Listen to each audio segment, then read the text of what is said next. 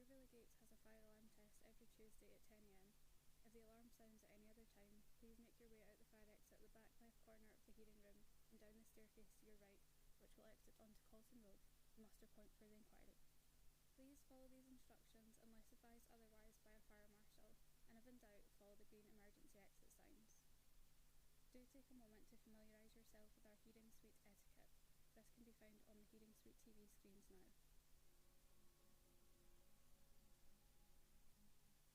There is a cafe on the ground floor selling hot drinks and snacks, but we kindly request that you only consume water in the hearing suite. You can help yourself to water in glasses, which you can find in the kitchen next to our reception desk. Inquiry staff are wearing orange lanyards. Please approach them if you require assistance. Please ensure that your phones, laptops and any electronic devices are on silent mode. Device screens may be captured on the broadcast during wide shots of the hearing suite. All attendees are kindly asked to stand when the inquiry chair enters and leaves the hearing room. A member of the inquiry team will inform you when to stand. Please remain at your seats until the chair and witnesses have left the room. Thank you for your attention. The hearing will start in a few moments.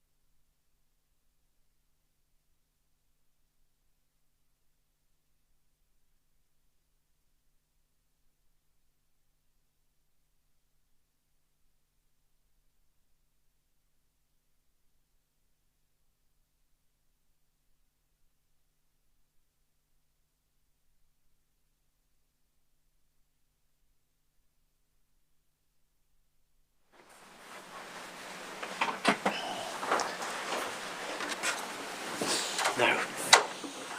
Good morning, my lord. Good morning, Mr. Chandra. Now, today's witness? The first witness today, my lord, is Miss Aoife Deery from Citizens Advice Scotland. Good morning, Miss Deery. Good morning. Right, now, Mr. Turner will, I'm sure, have some questions for you. Thank you, my lord. Are you ready? Good morning, Miss Deery. Good morning. First of all, Miss Deery, just a quick reminder, this morning's hearing will be transcribed.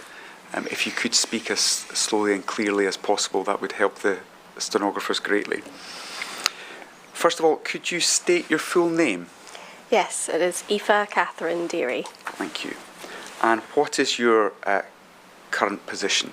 My current position at Citizens Advice Scotland is Senior Social Justice Policy Officer. Thank you. And how long have you been holding that role? I've been in that role for approximately 5 years. Thank you.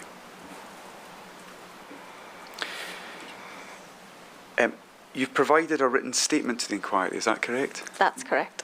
And that statement, my Lord, is reference SCI WT 0415 number 1.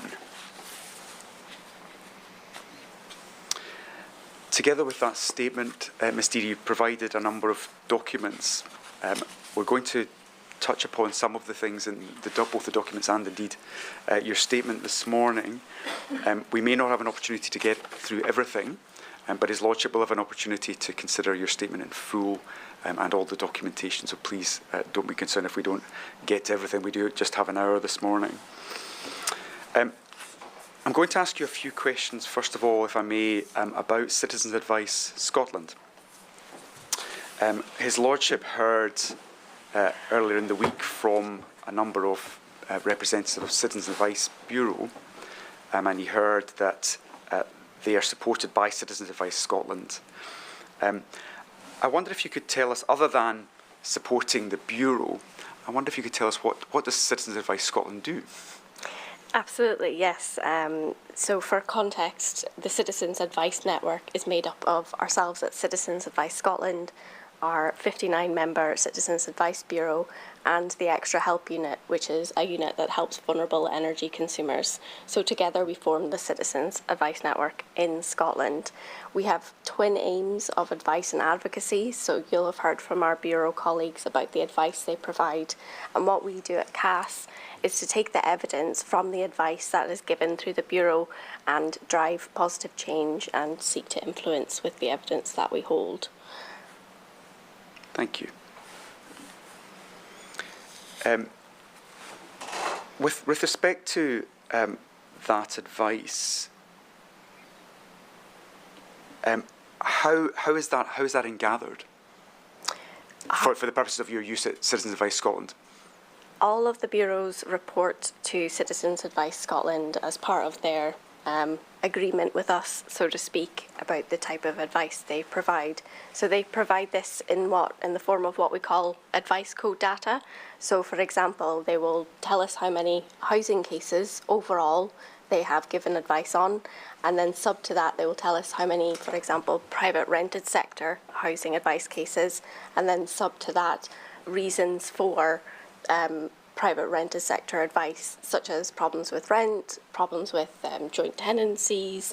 So we get different levels of data from the Bureau. So it gives us a good idea of what's going on. And just to sort of demonstrate the scale of the advice we give, last year we helped nearly 192,000 clients. We dealt with over 680,000 advice issues, and we helped clients gain back over £158 million. Thank you. You mentioned that that's taking information from the advice that the Bureau give, and we heard ordinarily, other than during the pandemic, a lot of the advice is given face-to-face in the Bureau. Is advice given out by other means as well as the face-to-face advice in the Bureau? Yes, we're a multi-channel service, so to speak. We give out advice via telephone, via in-person visits to the Bureau, as you referred to. We also have an advice site which receives several million hits a year. It covers all sorts of advice areas and is very popular, and it was particularly popular during the pandemic as well. Thank you. And you mentioned there telephone calls.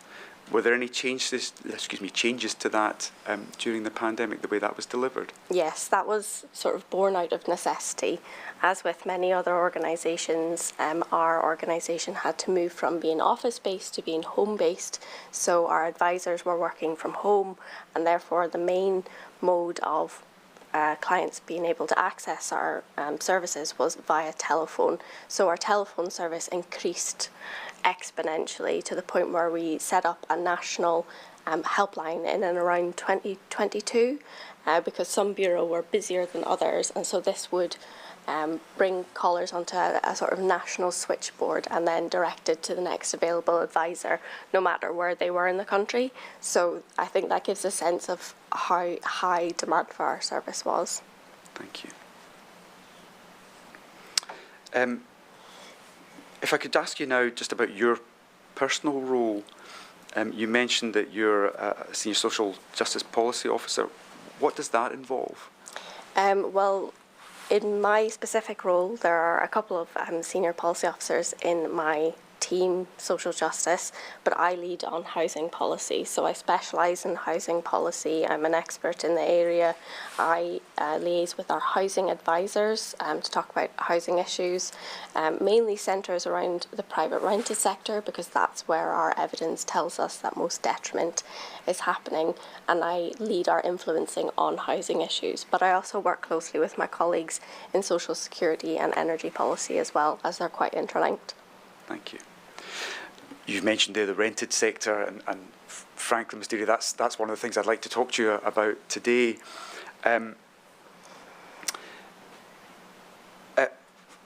You've mentioned that the Citizens Advice Bureau and ultimately Citizens Advice Scotland are providing advice to people during the pandemic. I assume that includes tenants. Yes, it does, absolutely. I'll come back to that in a moment, but I wonder if I could ask, other than Citizens Advice Bureau, are there any other places that people would go for that advice? Yes, there are. There are our partner organisations such as Shelter Scotland, Crisis, who provide specialist housing advice. I call them our partner organisations. We don't have a formal partnership arrangement, but we work very closely with them. And our bureau would often signpost to them, for example, on very specialist niche cases, or if we didn't have capacity to help. So there are other places that people who are having housing issues could go. You've mentioned there a number of third sector organisations. Sorry, do you want to? Sorry. Sorry, not at all. Thank you. You've mentioned a number of third sector organisations there. Are there any public sector sources of information? Absolutely. I mean, an individual should be able to approach their local council for advice, especially in regards to homelessness prevention, housing options. Those are the things that all local councils should and do offer. I think, though, given our footprint in most communities in Scotland, we're well known locally, and so people know us as an organisation who give housing advice. So they're quite likely to come to us. But again, we do work with local councils where appropriate to get the person the best outcome. Thank you.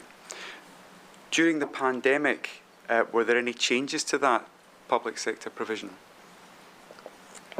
I would say during the pandemic that the public sector was under strain. From a housing perspective, there was the imperative, or the impetus even, to get people into accommodation, especially those who were rough sleeping. So there was a lot of pressure on homelessness services, particularly which are delivered through local councils, to provide accommodation. So that, in that regard, things did change. In terms of people's ability to access information from the local authorities, did that change? I'm not sure I could comment on that, to be honest. Okay, that's fine. Coming back to Citizens Advice Scotland, could I ask, in terms of housing, what are the areas which tenants come to ask questions about? Well, our primary area of housing advice that we give out is on private rented sector housing, and that's followed by local authority housing, but we also give out advice on owner-occupier housing, as well as registered social landlords. So all tenures we give advice on, but private rented sector housing is the area that we give most advice on, and then sub to that we give most advice on rents and repairs. Rents and repairs. And were there any changes in terms of the amount of information or the amount of contact that you were receiving in respect of those matters during the pandemic? Yes. Earlier I referred to the advice code data that the Bureau report up to us. During the pandemic, according to our analysis, comparing 2019 to 2020, we saw that private rented sector housing advice demand was increasing. In 2019, it was 17% of all housing advice. In 2020, it was 23% of all housing advice. That might sound like a small jump, but it equates to thousands of pieces of advice. We also saw that there was an increase in people seeking advice on private rented sector arrears as well, which indicated to us that people were finding themselves in financial difficulty and finding it difficult to pay their rent, particularly in the private rented sector. Thank you.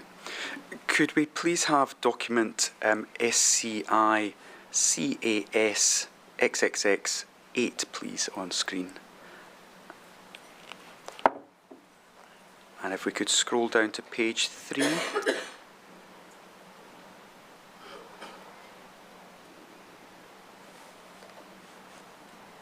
Sorry. First of all, sorry, can we go back to page 1? Just make sure you know which document we're looking at here, Ms Deery. Yep. Ms Deery, this is a document which you, Citizens Advice Scotland, provided to the inquiry. It's the Citizens Advice Scotland response to the COVID-19 Committee's call for views on COVID-19 legislation. Next steps, produced in February 2021. Are you familiar with this document? Yes, I believe I wrote it. Very familiar then. Thank you. You've referred to statistics and information that you gather in terms of the number of calls. Could we have a look now, please, at page 3? And if you could roll down, please, just below that graph. Thank you. Are these the statistics that you were referring to a moment ago? Yes, they are. Thank you. And you've referred there to the private rented sector, and you said the 17% to 23%. I also see on there environmental and neighbour issues from 7 to 11%. Could you tell His Lordship what that relates to? Yes, I can. Environmental and neighbour issues is quite a wide advice code. As you can imagine, it takes in a variety of different circumstances. It takes in neighbour disputes, noise disputes, if somebody's foliage is hanging over to another person's garden, so border disputes like that. So quite a variety of, I suppose,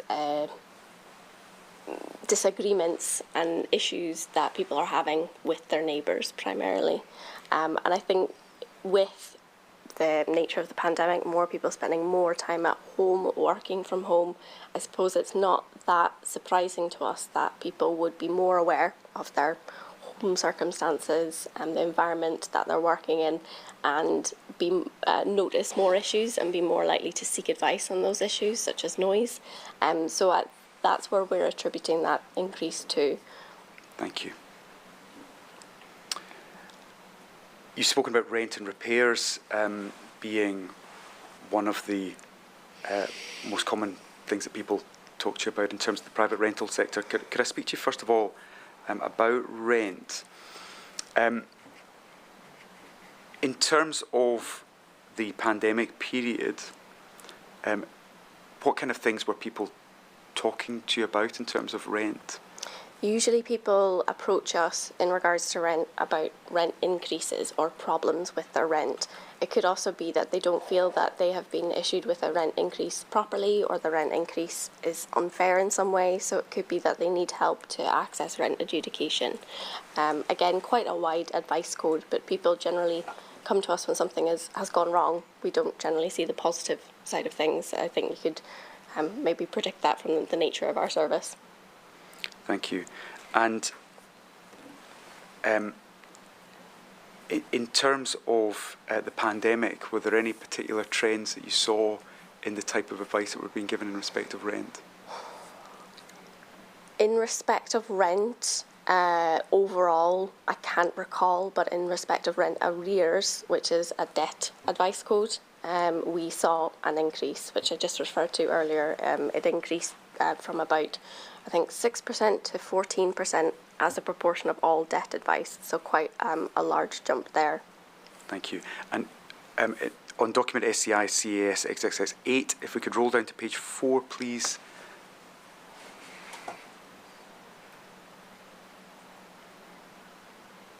A little further.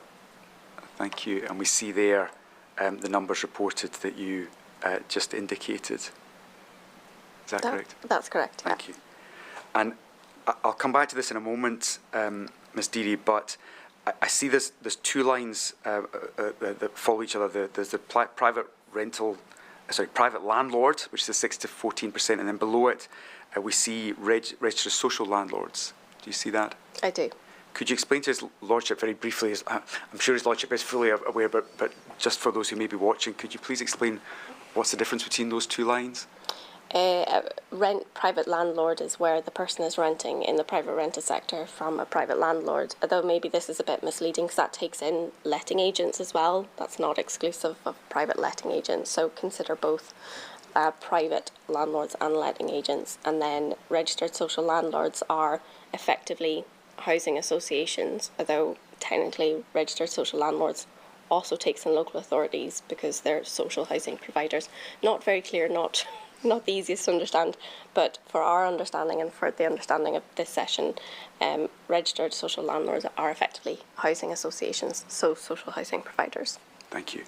And we see on there the figures for the rent arrears going from 27% to 26% over the same period that they were increasing for private landlords.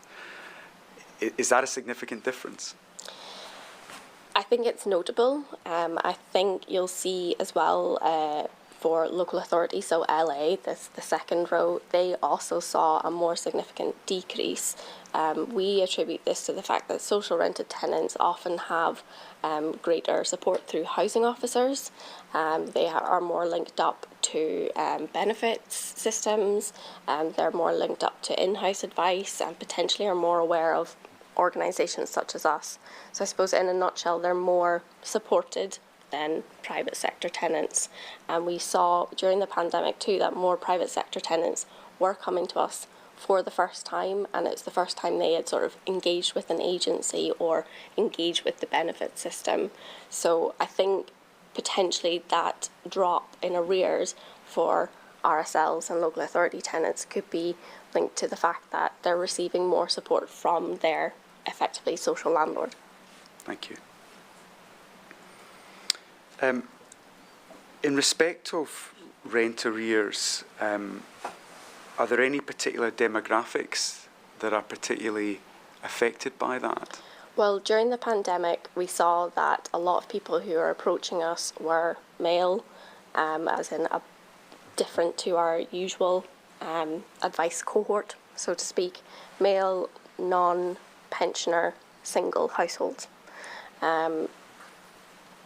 They often haven't been in touch with the benefit system, as I mentioned before. We saw a lot of people, or more people, who are in full-time employment or just, I suppose, exiting full-time employment because of the pandemic. They had lost their employment. So we're seeing more people as well coming from higher SIMD level areas, so social index of multiple deprivation. So people who are coming from less deprived areas. So what I'm trying to say is a greater spread of people from all SIMD levels were coming to us during the pandemic. We usually, or most of our sort of usual client base are from SIMD levels 1 and 2, so they're the most deprived areas in Scotland. Just in terms of scale, could you just clarify how many levels are there? Oh, sorry, yes, there are 5 levels in the SIMD scale, 1 being the most deprived and 5 being the least deprived. So we were seeing more people during the pandemic coming from levels 3, 4 and 5, as opposed to seeing mainly before this more people from levels 1 and 2. And again, it may seem the most obvious thing in the world to you, Ms. Deery, but in terms of the levels, is the country split evenly between those levels? Are those roughly 20% of the country each, or so when you're saying levels 1 and 2, is that the bottom 40%? Yes, in terms of sorry, deprivation? I see what you're saying. Yes, roughly so, yes. Thank you. You mentioned there that the type of people you were seeing were non-pensionable or non-pension aged people. Is there anything you can infer from that? What we can infer, and which I think is probably not a surprise, is that a lot of these clients were previously working. They were often, again, not in touch with the benefit system. They generally didn't have dependents, so I suppose the social security net isn't really designed around them. They don't have disabilities, for example, so they often fell through the gaps, and what they were entitled to when they lost any employment was universal credit at the standard allowance. And I think it's worth noting that a lot of clients, even though I'm here to talk primarily about housing and social security are obviously very closely linked. When a lot of clients came to us in this circumstance, who were this demographic, they were surprised at how little they received through universal credit, for example, and how little support was available to people like them. And specifically in relation to housing, the housing costs element of universal credit often didn't cover their whole rent if they were in the private rented sector. So there was a gap between what they could receive or what they were eligible for and what their actual rent was. And we know that drove some people into financial difficulty. And is that then reflected, do you think, in the arrears that you're seeing? I think so, yes. Thank you. Sticking with demographics for a moment, were there any other particular groups that were notable in terms of you were seeing coming for advice at that period? My colleagues did a piece of work to look at who was coming for COVID-19 type advice, so not just housing but across the board, across all types of advice that we were giving out. So went through cases and were able to tag them as COVID-19 related. It didn't show particularly that anyone with protected characteristics, that more people in that group were coming to us for advice. As I said earlier, we were getting a slightly higher number of males coming rather than females. We know as well that it's slightly more likely for people in the black and ethnic minority community to be living in the private rented sector, so they might be affected by private rented sector issues that we've discussed otherwise. But these sort of differences are slight, I suppose, and I think it would be really useful for ourselves and other agencies and the Scottish Government to look at that in a bit more detail.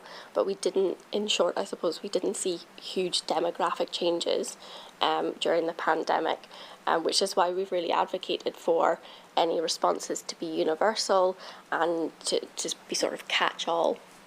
Thank you. You've mentioned, and we've talked about the number of contacts that you were receiving through your channels of, presumably primarily the call centre at the time, the call line at the time. You've also mentioned that advice was given through your website as well. Was there any data gathered from your website in respect of these matters? I actually don't have it to hand, but we know that views of our website increased exponentially, particularly around up-to-date advice on COVID rules and regulations. We were sharing the advice given from government on our website, and people were searching for a wide variety of advice, but most often around housing, around debt. And I think it's important as well to mention that people rarely come with one advice need, and because of the holistic nature of our service, it's often the case that people come for housing and debt advice, but also while they're with us, they will also receive energy advice, for example, because our advisors will say, while I have you, are you able to pay your bills, or are you struggling in any way? Let's see what help we might be able to access for you. So that's what I would say.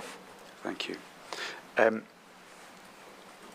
In respect of the clients who come to see you, if they don't pay the rent, what is the ultimate sanction for them?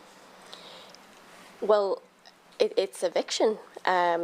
Unsurprisingly, we encourage, obviously, all clients who are in arrears to pay their arrears if they can, but it is more often than not the case that they cannot, that they've got other debts as well.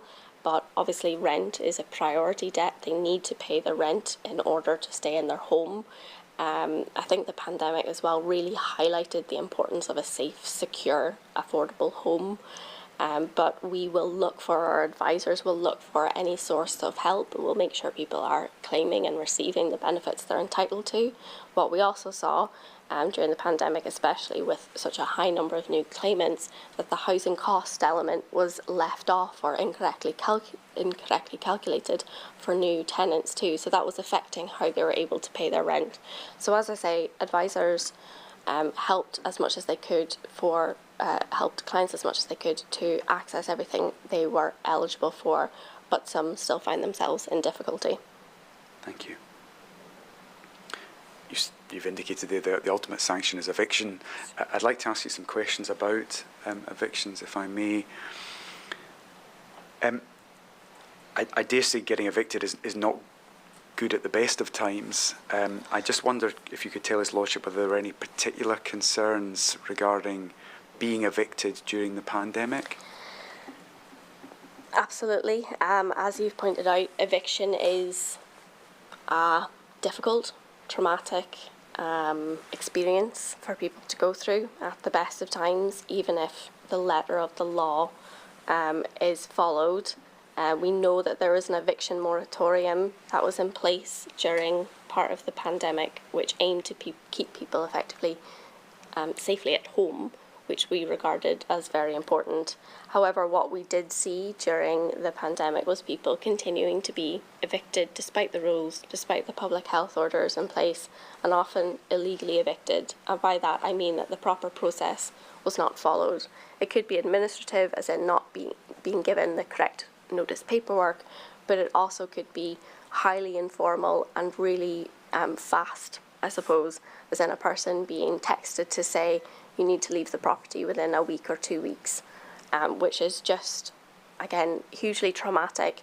And in the context of the pandemic, when public services are under so much pressure, what are the options for these people? What we found is that they really, really struggled to find alternative accommodation and had to resort to sleeping rough, sofa surfing, or just living in other highly unsuitable accommodation, or accessing temporary accommodation or attempting to access temporary accommodation through their local council, which was not always able to be provided. You've mentioned there temporary accommodation. Given that during the pandemic we were trying to avoid contact with people at a lot of times, is there any particular issues that arise from people being placed in temporary accommodation in that way? Yes, I would say that a significant issue around temporary accommodation that was used was that it was communal style. Not all of it. Local authorities use a variety of accommodation, whatever is available to them.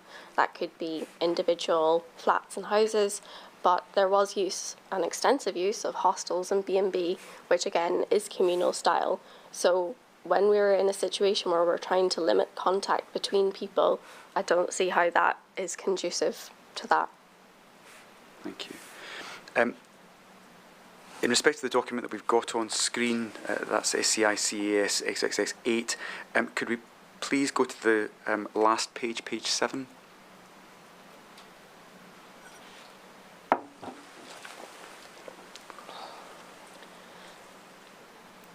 And the statistics on there, please. Thank you. And we see here, Ms. Deery, again, the comparison between 2019 and 2020 in respect of harassment, illegal evictions, complaints and harassments in landlords, and then wider advice in respect of the private rental sector as against housing advice. You mentioned the increases in respect of illegal evictions, etc. Is that reflected in those tables? It is, yes. Thank you. And again, just as a more general point, we see there that the private rental sector advice increased at a greater rate than housing advice generally. That's correct, yes. Thank you. You were telling His Lordship about forced evictions, illegal evictions, other harassment, lack of following the correct protocols and procedures. Were there any sanctions against landlords that you heard about in respect of that? I would say sanctions against landlords, I would characterise them as very limited. This is an ongoing, long-standing problem in the private rented sector in that there isn't sufficient enforcement against poor practice.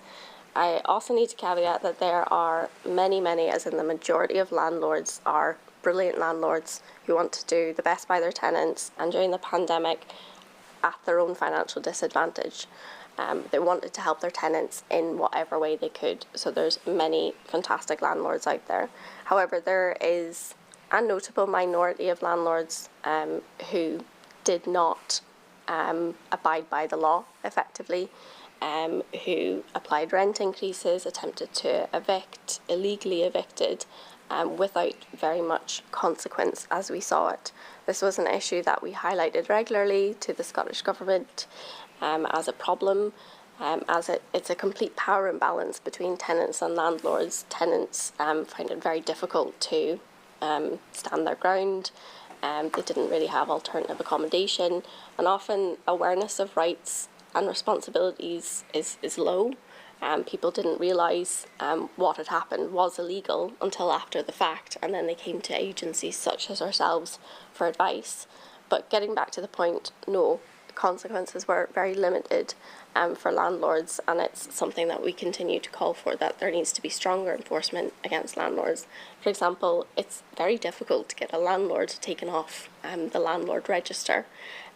This could be because of resource and capacity within local authorities who really have the primary responsibility for this, and it's maybe just not something they're able to stretch their resource to do, but it does have such a detrimental impact on tenants and the wider private rented sector, because I think any good landlord doesn't want to operate in a sector where there are bad landlords who bring their business effectively into disrepute.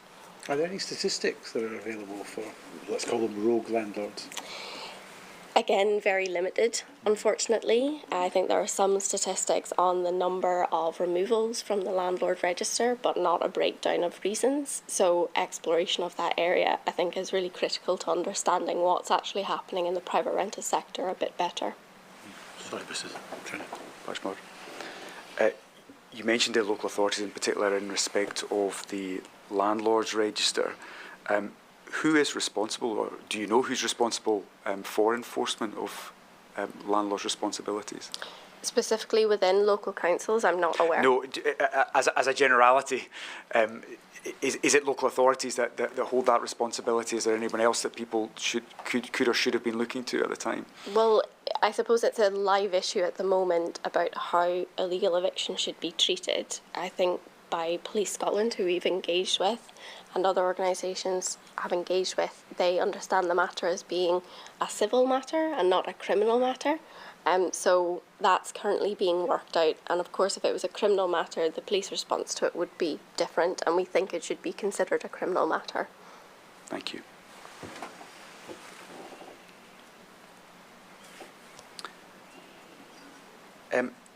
You mentioned that not all landlords are rogues, and that some were supportive.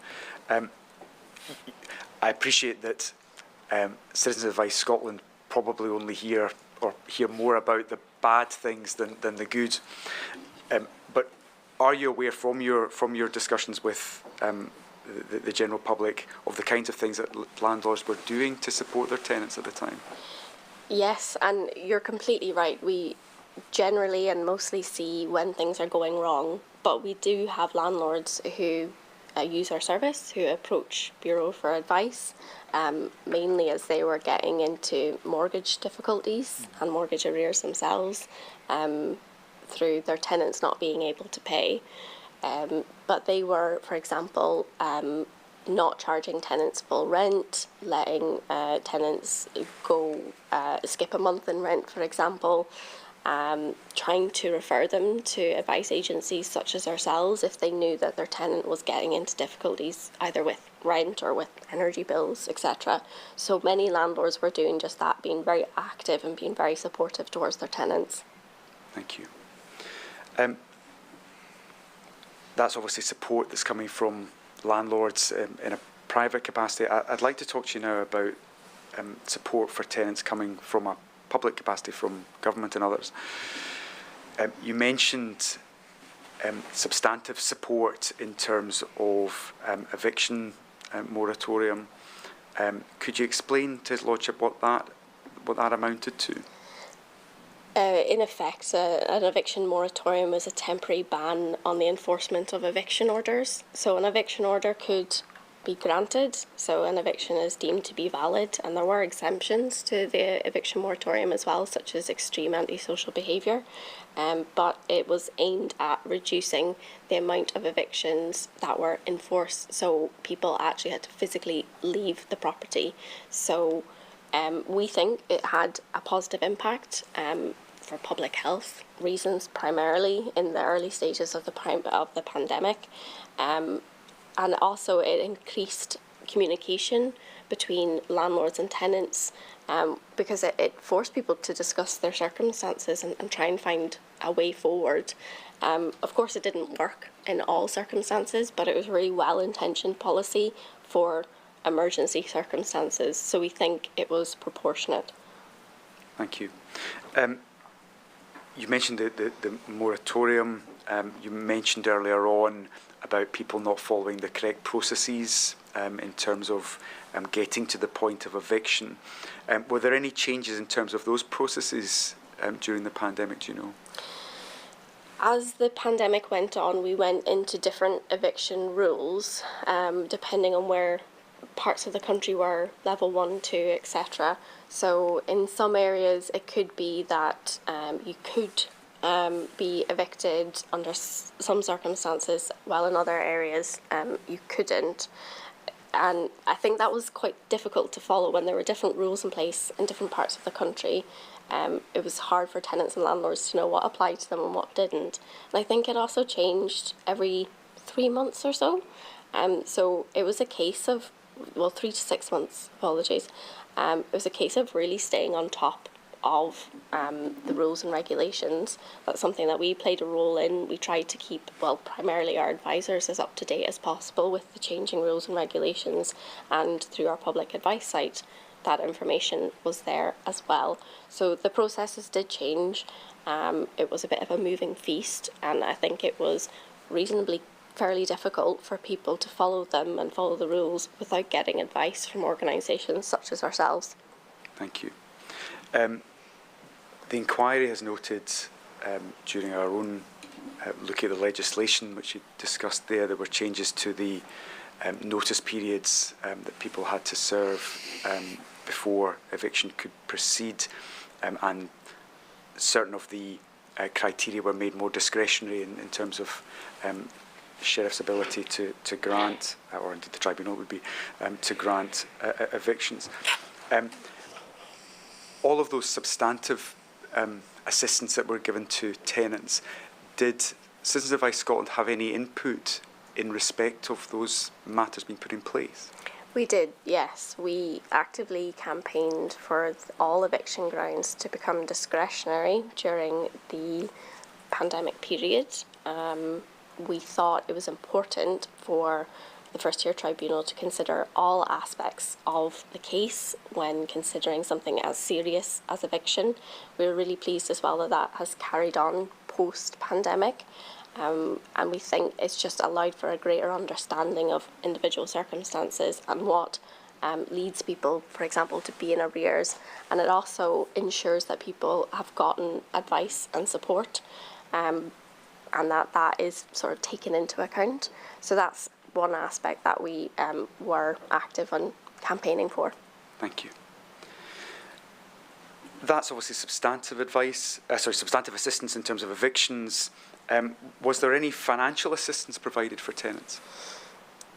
There was limited financial assistance for tenants before the latter part of 2021 in terms of usual, so to speak, assistance. If you're receiving universal credit, you could have access to a discretionary housing payment, or you could apply for a discretionary housing payment through your local council. For example, in the circumstances I've described previously around if there's a shortfall between what you can receive through your housing cost element and your actual rent, a discretionary housing payment or DHP could be used to sort of fill that gap. So that support was available, but again, it's discretionary and the pot is finite. So we did find that people who approached our service for advice, not all of them got that payment. It was not guaranteed. I think it's also important to note that DHPs are working very hard to cover the benefit cap and the bedroom tax as well. So it's a very overstretched fund. The Scottish Welfare Fund was another source of assistance, but again, not necessarily guaranteed. And during the pandemic, before and after the pandemic, we identified issues with its administration in that it often took a long time for payments to be processed and received by individuals. And for those who are in financial crisis, that help can't come soon enough. So that's why we were keen that additional support was put in place for tenants. Thank you. And in terms of those existing provisions, were there any other existing sources of funds? Those I understand are effectively grants. Were there any other sources of funds that might have been available to tenants? Yes, there was the and apologies if I'm not getting the title exactly right. There was a loan fund for landlords and a loan fund for tenants as well, to help deal with arrears.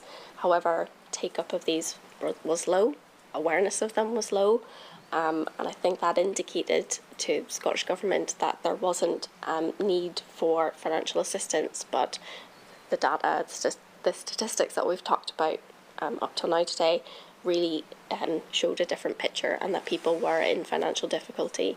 We think that it was the case that landlords and tenants couldn't afford to pay back loans, even though most of them were 0% interest, and that a grant approach was really needed.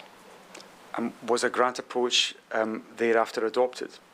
It was, yes. In June 2021, it was announced by the Scottish Government that they were going to introduce the Tenant Grant Fund, which would be a sort of one-off, non-repayable grant to help clear arrears that were accumulated because of and during the COVID-19 pandemic. This is another thing that we were campaigning and lobbying for. We thought it would have really positive impact on both tenants and landlords as well, because in effect landlords were not receiving the money they needed.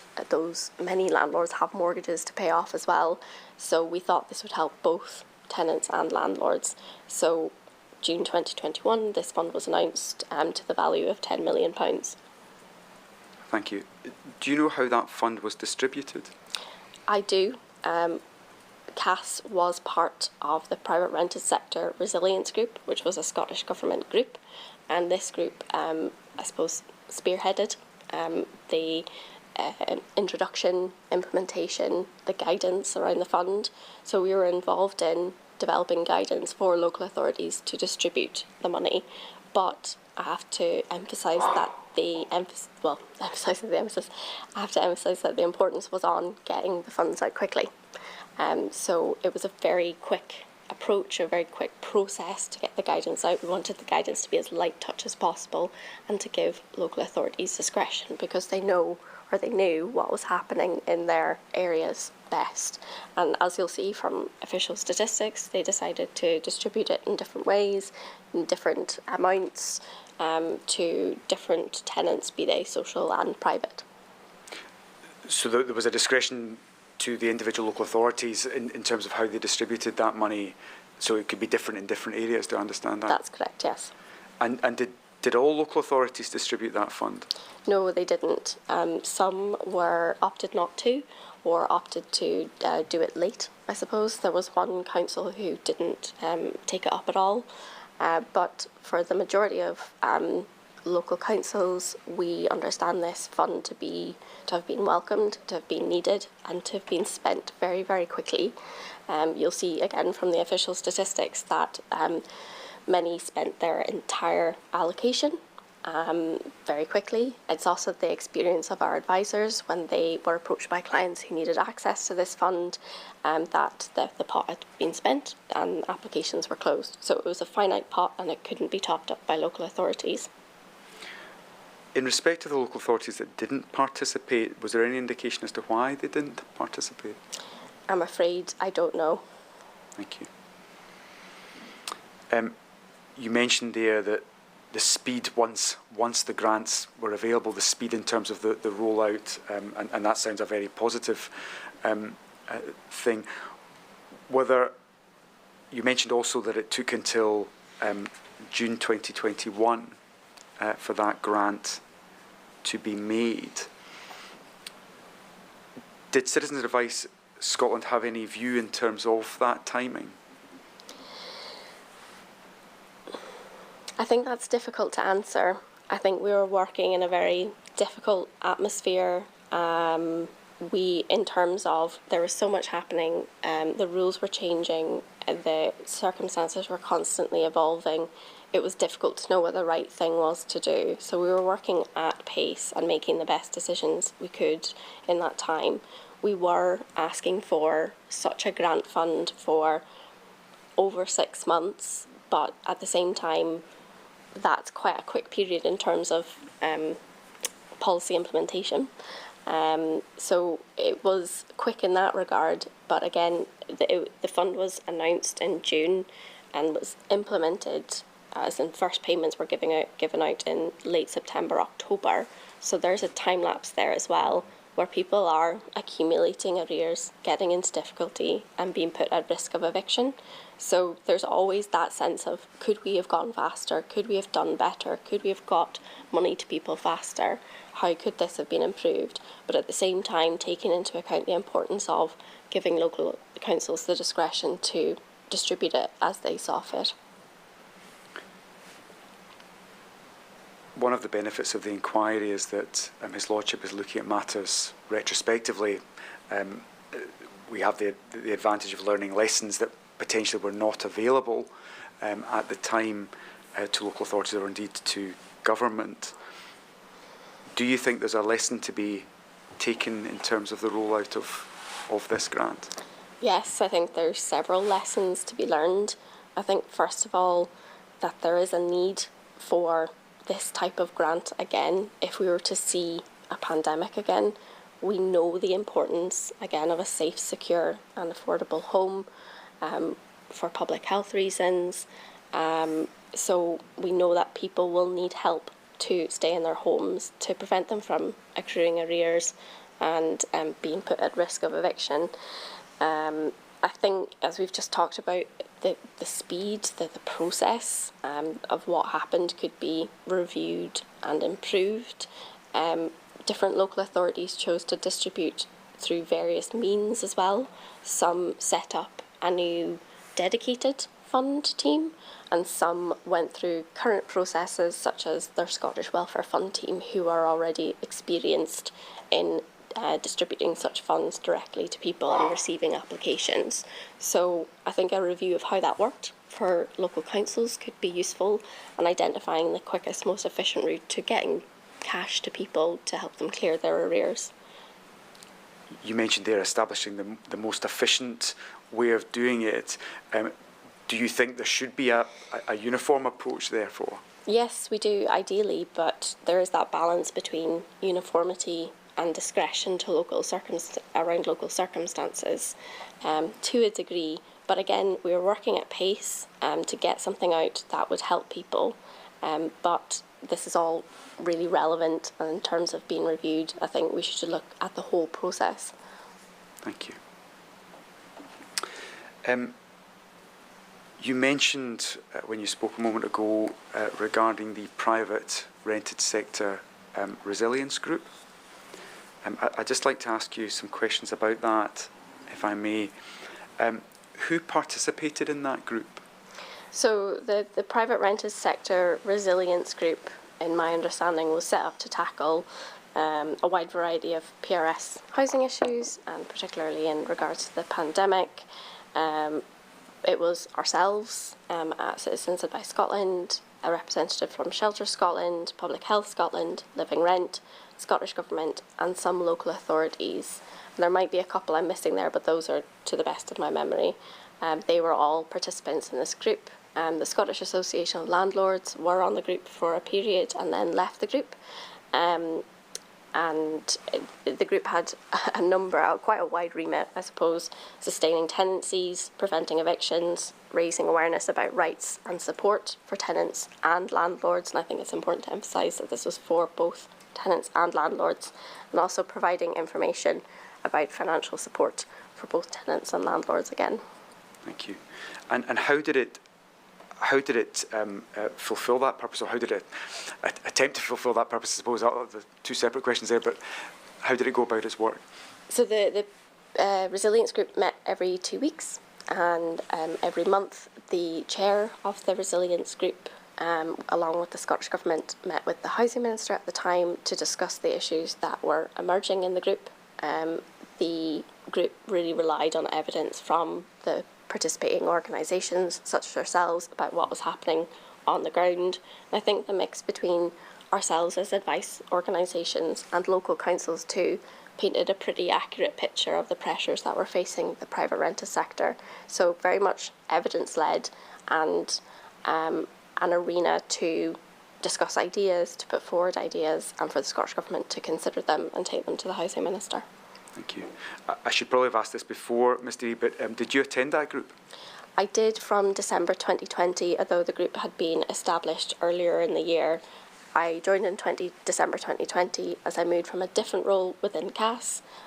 Primarily, I supported my then manager, who was chairing the group around the activities of the group. And then my manager left in October 2021, and I continued to sit on the group, but not as chair. Thank you. You've mentioned a moment ago that the chair met with ministers. From your experience, either directly through the group or otherwise, do you feel that that feedback was taken on board by government? My understanding is that it was, and it was taken seriously. There were a number of other resilience groups happening too, so I think they were giving ministers a really good picture of what was happening on the front line, so to speak.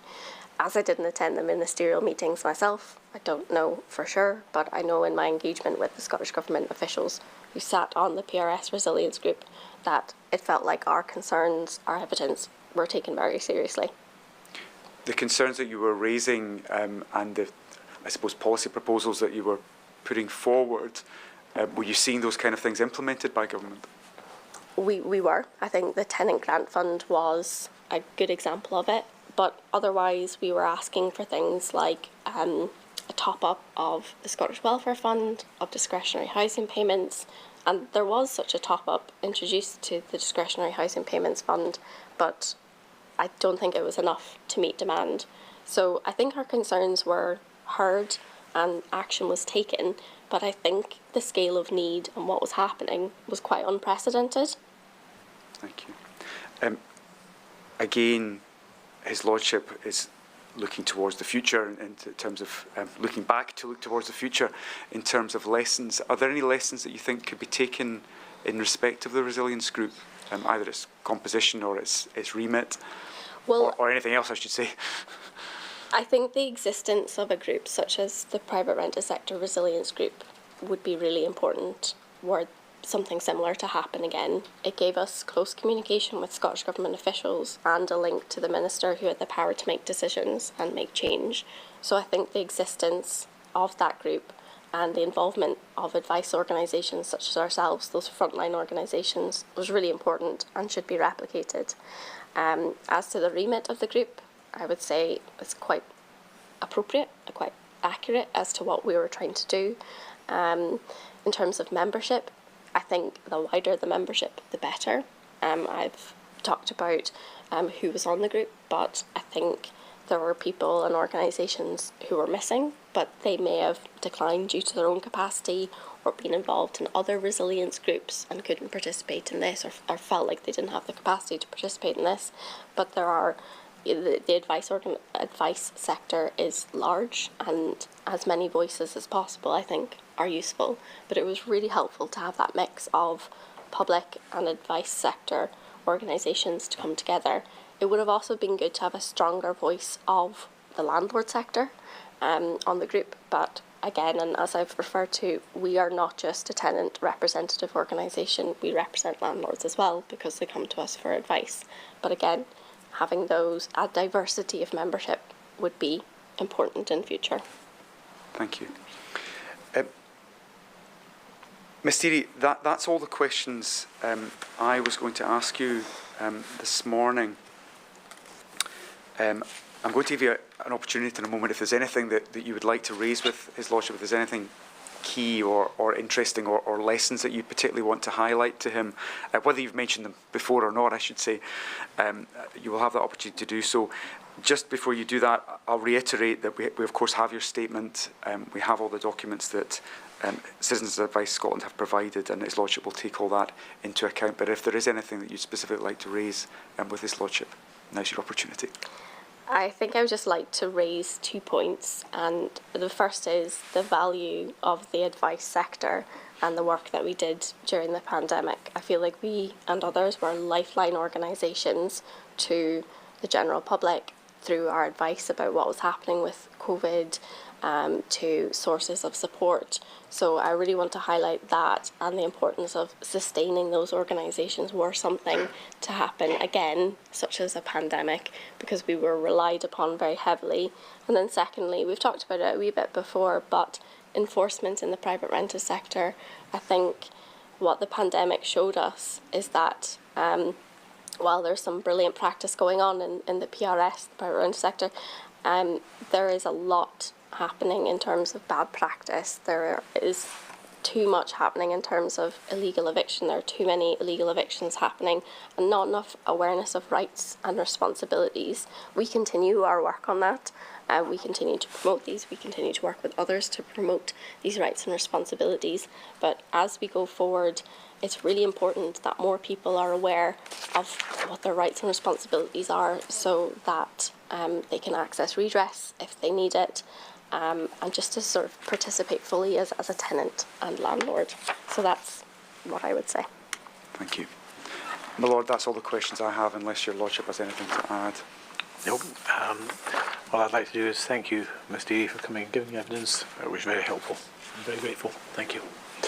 Good. Now it would appear an early lunch. So I think, my Lord, we have a lot to get in the afternoon, so we're bang on time. all right.